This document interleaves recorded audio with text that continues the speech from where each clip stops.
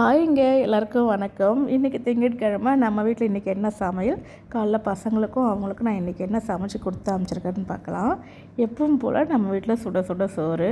நம்ம வீட்டில் எப்பவுமே சமையல் ஒர்க்கிங் டேஸில் ரொம்ப சிம்பிளாக தான் இருக்கும். குழம்பு பருப்பு போட்டு கிடைஞ்சிருக்கேன். இது என்ன கீரைன்னு தெரியல, சாரி, அரைக்கீரையா சிறுகீரையான்னு தெரியல. அது ஏதோ ஒரு கீரை கடைஞ்சி வச்சுருக்கேன். துவரம்பருப்பு போட்டு தொட்டுக்க கருணக்கிழங்கு வறுத்து வச்சுருக்கேன்.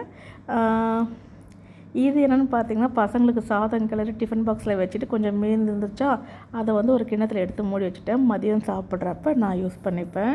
இன்றைக்கி நான் கிச்சனில் அடுப்பில் ஒரு பூஷ் இல்லைங்க, வேறு மாற்றி கொடுங்கன்னு சொன்னது தான். ஒரு ஏடியாக மனுஷன் கத்த ஆரம்பிச்சிட்டாரு பாருங்க.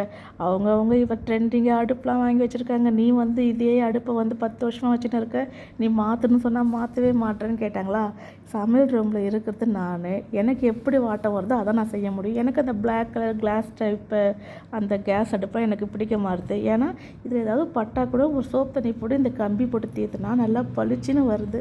அதை சொன்னால் நான் என்னமோ பட்டிக்காட்டிலேருந்து வந்தேன், நான் குப்பைக்காட்டிலேருந்து வந்த மாதிரி சொல்லிவிட்டு அப்படியே ஏதோ சொல்லிட்டு போனாங்களா.